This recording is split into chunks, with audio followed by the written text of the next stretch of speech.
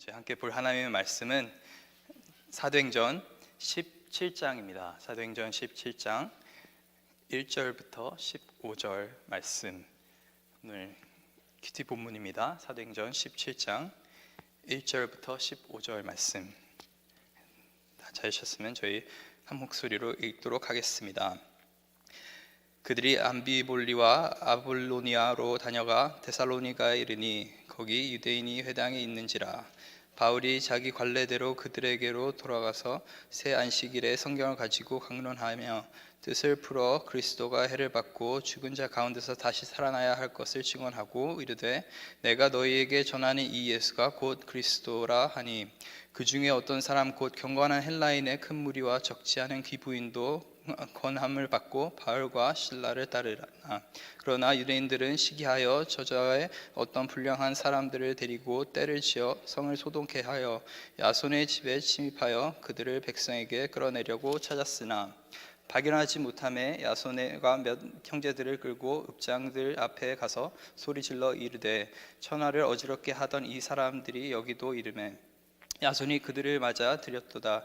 이 사람들이 다 가이사 명을 거역하여 말하되 다른 임금 곧 예수라 하는 이가 있다 하니 무리와 읍장들이 이 말을 듣고 소동하여 야손과 그 나머지 사람들에게 보석금을 받고 놓아주니라. 밤에 형제들이 곧 바울과 실라를 베레아로 보내니 그들이 이르러 유대인의 회당에 들어가니라. 베레아에 있는 사람들은 데살로니가에 있는 사람들보다 더 너그러워서 간절한 마음으로 말씀을 받고 이것이 그러한가 하여 날마다 성경을 상고하므로 그 중에 믿는 사람이 많고 또 헬라 귀부인과 남자가 적지 아니하나 데살로니가에 있는 유대인들은 바울이 하나님의 말씀을 베레아에서도 전하는 줄 알고 거기도 가서 무리를 움직여 소동하게 하거늘 형제들이 곧 바울을 보내어 바다까지 가게 하되 실라와 디모데는 아직 거기 머물더라. 바울을 인도하는 사람들이 그를 데리고 아덴까지 이르러 그들에게 실라와 디모데를 자기에게로 속히 오게 하라 하는 명령을 받고 떠나니라. 아멘. 사도행전은 저희가 쉽게 말해서 예수님의 죽음, 또 십자가의 사건, 그리고 부활의 사건 이후에 이 귀한 복음이 어떻게 먼저 예루살렘에서 또 유대 땅, 그리고 사마리아 땅, 결국에 어떻게 땅끝까지 이렇게 전하게 되는지를 그렇게 기록하고 있는 책입니다. 복음은 정말 말 그대로 복된 소식입니다. 좋은 소식입니다. 헬라어로는 이제 유엔겔리온이라고 하는데 이게 합성어입니다. 유라고 하는 것은 영어로 good, 좋다라는 뜻이고, 엔겔리온이라는 것은 소식, 또 어떤 메시지라는 그런 뜻을 가지고 있습니다. 그래서 저희가 이제 복음이라고 말한다면은 정말 복된 소식, 좋은 소식이라고 저희가 직역할 수가 있는 것이죠. 그도 그런 것이 이제 바울이 로마서 1장 16절에 이렇게 고백을 하죠. 복음은 모든 믿는 자에게 구원을 주시는 하나님의 능력이라고 선포를 합니다. 그리고 복음은 정말 죄로밖에 죽을 수 없는 우리를 사망 가운데서 살리는 귀한 생명의 메시지이고, 또 죄에 얽매여 살고 있는 우리를 자유케 하는, 또 변화시키는 능력의 메시지이기도 합니다. 이 복음 안에는 하나님의 깊은 사랑이 담겨져 있고, 하나님의 놀라운 위로하심이 있고, 하나님의 넘치는 은혜가 있고, 말로 표현할 수 없는 평안이 이 복음 안에 담겨져 있고, 세상을 살아가는 데 있어서 우리가 간절히 붙잡을 수 있는 소망 또한 이 복음의 메시지 안에 들어 있습니다. 이렇게 복음이 너무나 귀한데, 너무나 좋은 것인데, 근데 많은 사람들이 이 복음을 받아들이기도 하지만 또 이 복음을 받아들이지 않기도 합니다. 이것은 사도행전 안에서도 그렇게 기록이 되어 있고, 저희가 살면서도 충분히 이것을 느끼게 되죠.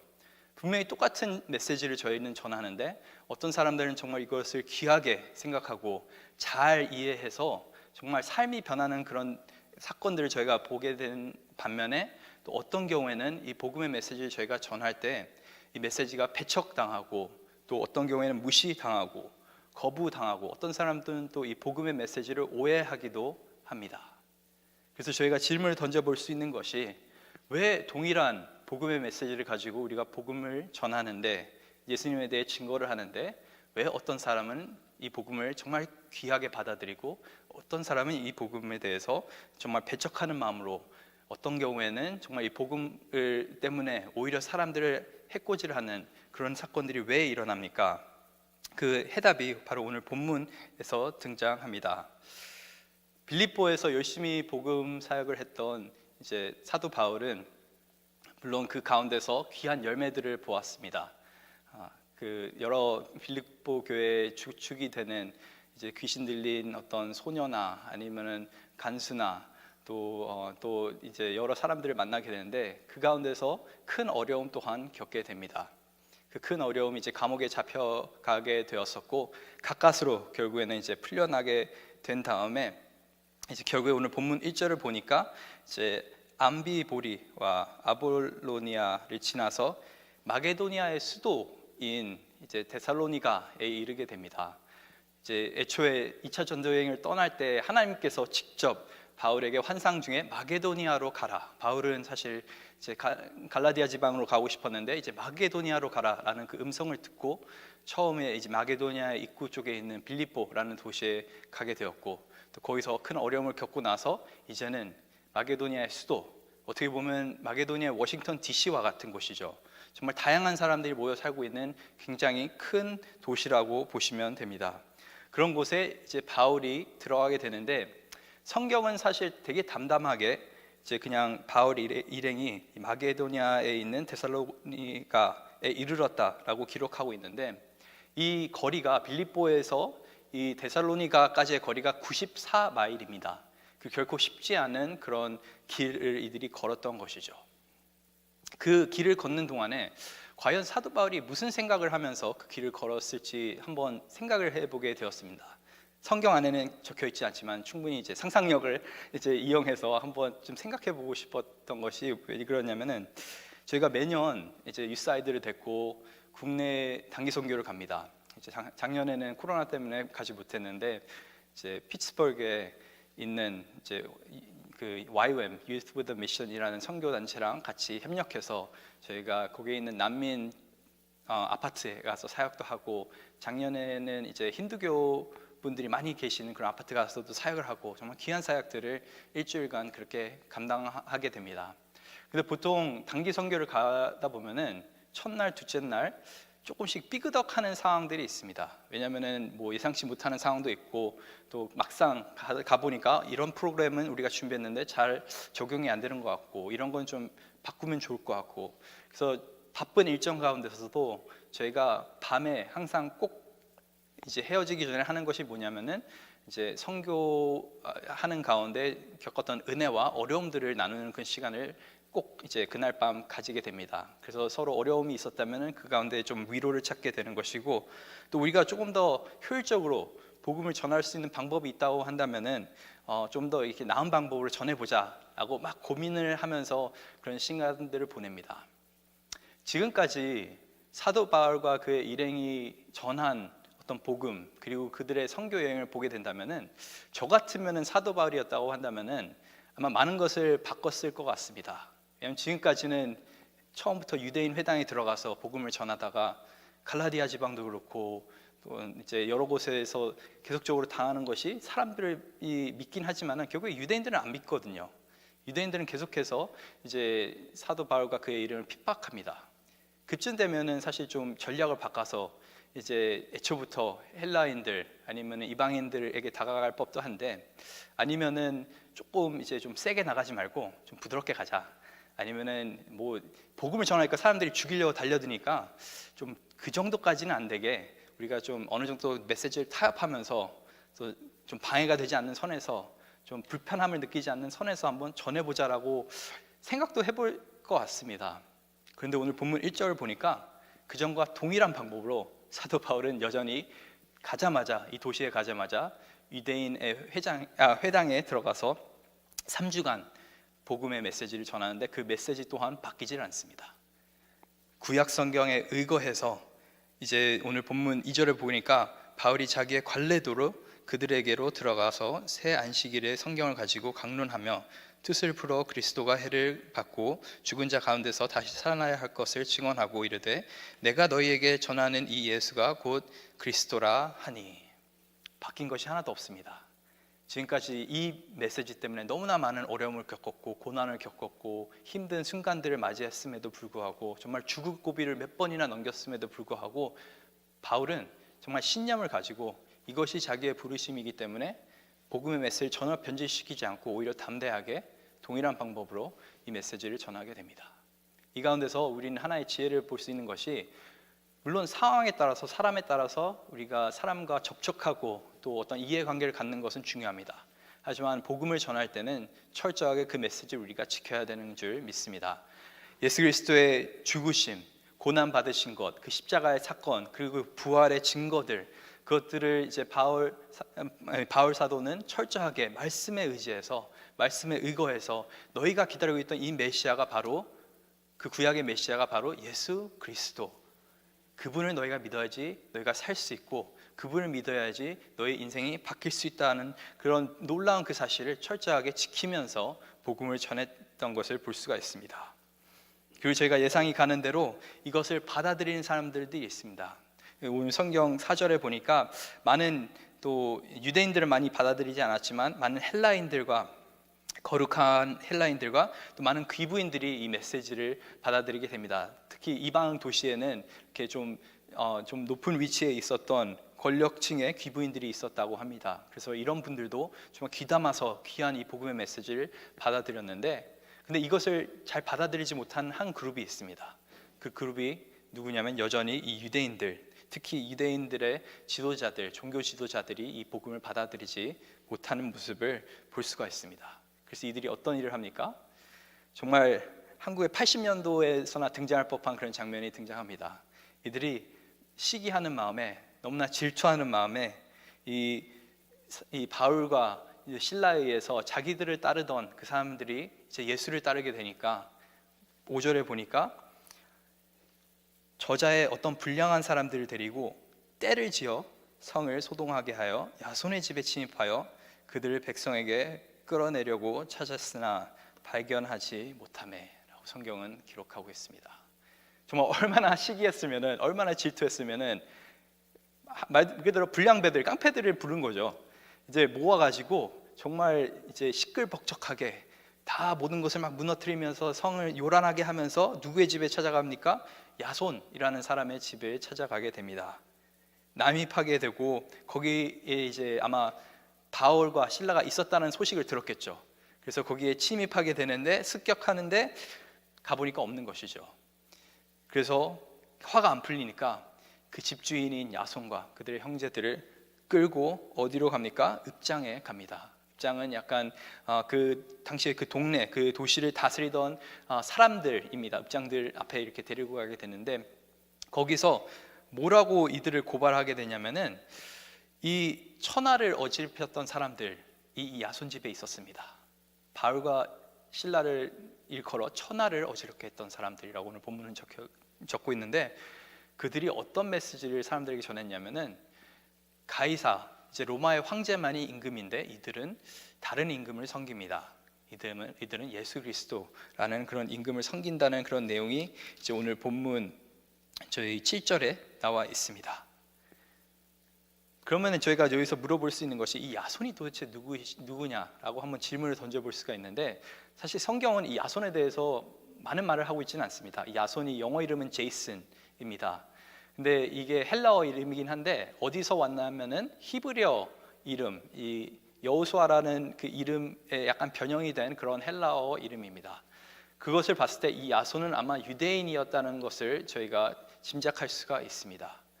그리고 이 유대인이 왜 사도 바울과 실라를 이렇게 집으로 들였습니까?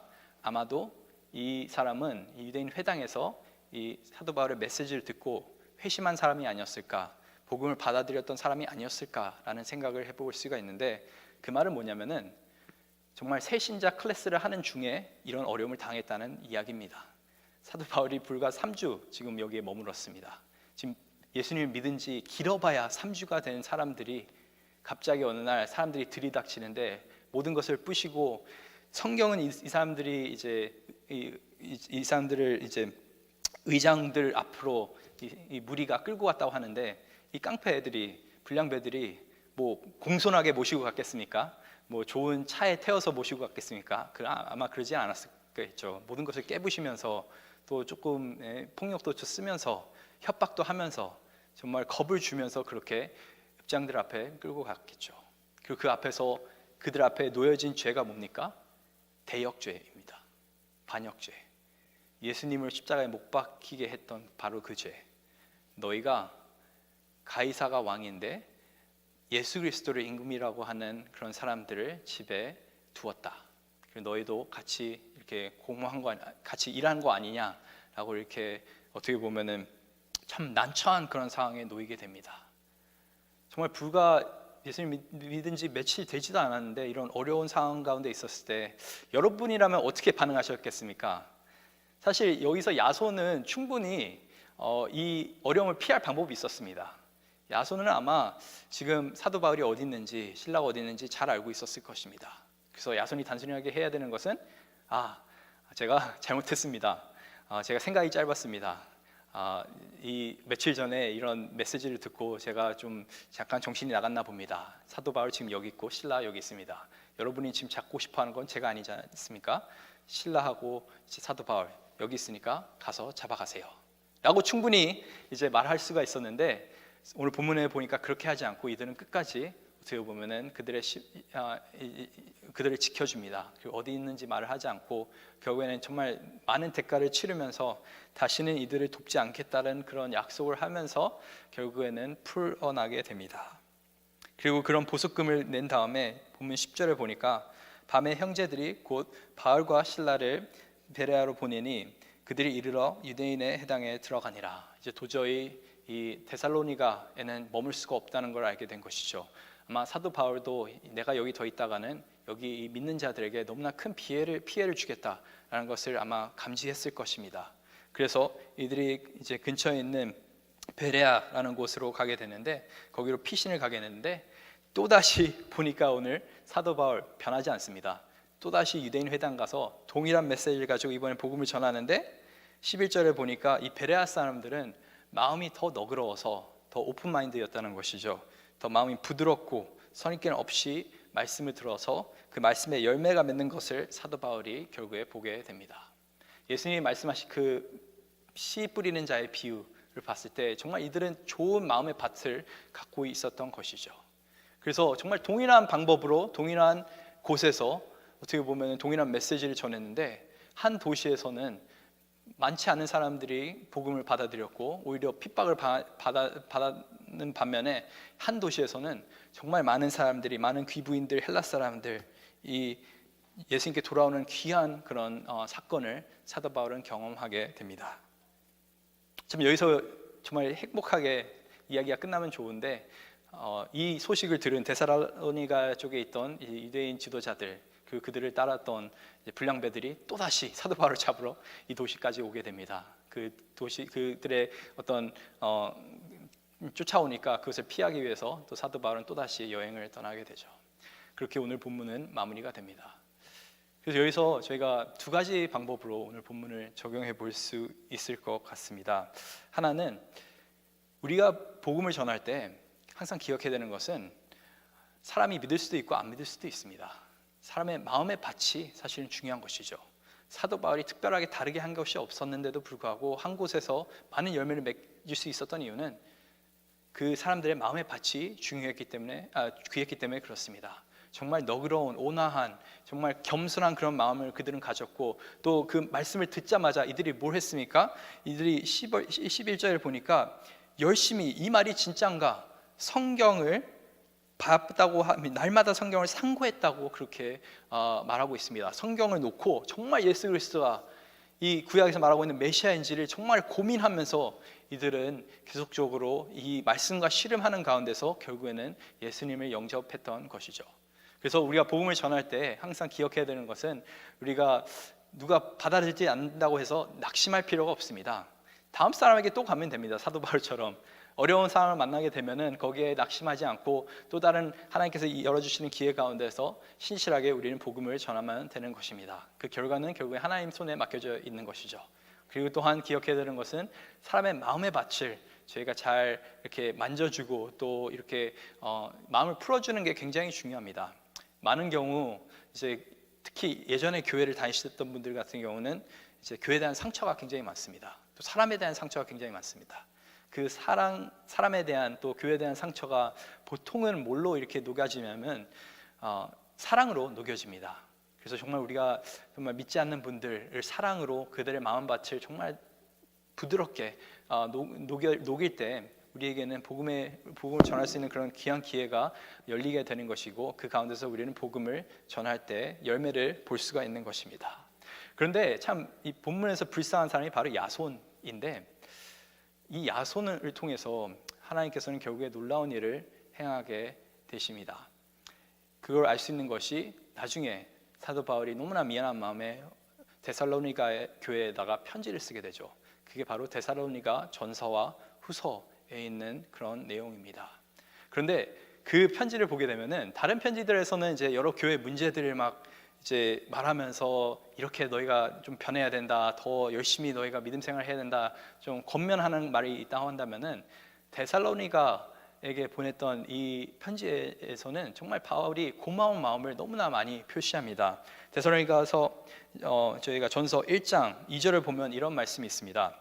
사도 바울이 고백하기를 우리가 너희로 모두 말미암아 항상 하나님께 감사하며 기도할 때 너희를 기억함은 너희의 믿음의 역사가 또 사랑의 수고와 또 우리 주 예수 그리스도에 대한 소망의 인내를 우리 하나님 앞에서 끊임없이 기억함이니.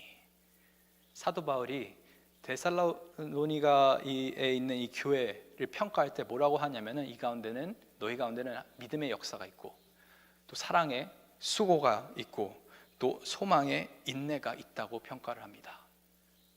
거기서 끝나는 것이 아니라 5절에 보게 되면은 이는 우리 복음이 너희로 말미암아 이른 것이 아니라 또한 능력과 성령과 큰 확신으로 된 것임이라. 우리가 너희 가운데서 너희를 위하여 어떤 사람이 된 것은 너희가 아는 바와 같으니라. 또 너희는 많은 환난 가운데서 성령의 기쁨으로 말씀을 받아 우리와 주를 본받는 자가 되었으니 그러므로 너희가 마게도니아와 아가야에 있는 모든 믿는 자의 본이 되었느니라 라고 성경은 기록하고 있습니다. 특별히 사도행전에서는 이들이 뭘 했다는 내용은 기록되어 있지 않습니다. 단순하게 핍박받았고 그 가운데서 신실하게 예수님을 섬겼고, 그리고 이 사도 바울과 실라를 숨겨줬고, 어떻게 보면 이들이 믿음이 변질되지 않았을 때 그 믿음의 터전 위에 교회는 세워졌고, 그 교회가 결국에는 그냥 단순하게 그들 가운데만 믿음의 역사가 있고 사랑의 수고가 있고 또 어떤 소망의 인내가 있는 것이 아니라 모든 자들에게, 그 주위에 있는 모든 자들에게 표본이 되었다고 성경은 기록하고 있습니다. 본이 되었다고 성경은 기록하고 있습니다. 높은 건물 때문에, 멋진 프로그램 때문에, 좋은 사람들 때문에 이들이 표본이 됐다는 것이 아니라 환난 중에도 너희가 믿음을 잃지 않았기 때문에, 너희가 계속적으로 복음의 그 삶을 살았기 때문에 너희가 모든 자들의 표본이 되었다, 모든 믿는 자의 본이 되었다라고 사도 바울은 그렇게 고백을 합니다. 정말 놀라운 고백이죠. 사도 바울 자체가 이렇게 이제 말하는 것이. 근데 이들이 어떻게 이 믿는 자의 본이 될 수 있었습니까? 이들은 예수 그리스도가 보여주신 본을 따랐기 때문에 이렇게 믿는 자의 본이 될 수가 있었던 것입니다. 사도 바울이 전했던 메시지가 뭡니까? 분명하게 말한 것이 오늘 본문에 보면은 메시아는 고난을 받는다. 그 고난 중에 십자가에 못 박혀 죽게 되고 또 그 가운데서 부활했다. 그리고 사도 바울이 항상 고백하는 게 뭡니까? 믿음 생활 가운데서 항상 고난은 따르게 되어 있다. 예수님도 고난은 분명히 있을 거라고 그랬는데 그 고난 가운데서 우리가 기뻐할 수 있는 이유는 뭐냐면은 예수님을 우리가 닮아가기 위해서는 그 고난 가운데서도 우리가 참여하는 자가 될 수가 있어야 합니다. 이들이, 특히 야손과 형제들이 이 복음의 메시지를 들었겠죠. 직접 사도 바울이 고난을 받았던 얘기를 들었겠죠. 그리고 예수님이 고난받았던 얘기를 들었습니다. 그리고 그 가운데서 그들이 선택했던 결정은 고난 중에도 나는 믿음 가운데 살 거야 하는 결정이었습니다. 여러분은 복음을 위해서 오늘 고난을 받고 계십니까? 그냥 고난을 찾아다니시는 것이 아니라 정말 우리가 믿음대로 살려고 한다면, 말씀대로 살려고 한다면 정말 이런 불편한 상황들, 어려운 상황들을 만날 수밖에 없습니다. 세상은 이 복음의 메시지를 굉장히 싫어합니다. 왜냐하면 사람들이 죄인이라는 것을, 잘못 살고 있다는 것을 드러내는 메시지이기도 하기 때문에 그런 것이죠. 하지만 우리가 담대하게 이 복음의 메시지를 전할 때, 그리고 인내하면서 환난 가운데서 신실하게 예수님을 믿으면서 우리가 살아갈 때 워싱턴 성강교회도 이 가운데도 믿음의 역사가 일어날 수 있고, 이 가운데서도 우리가 놀라운 사랑의 수고가 보여질 수가 있고, 이 가운데서도 정말 어떻게 보면 소망의 인내가 드러나게 되는 것이고, 참 힘든 세상 가운데서도 우리가 믿음의 본이 될 수가 있는 것입니다. 이렇게 믿음의 본이 될 수 있는 예수 그리스도를 따를 수 있는 저와 여러분 되길 간절히 소망합니다.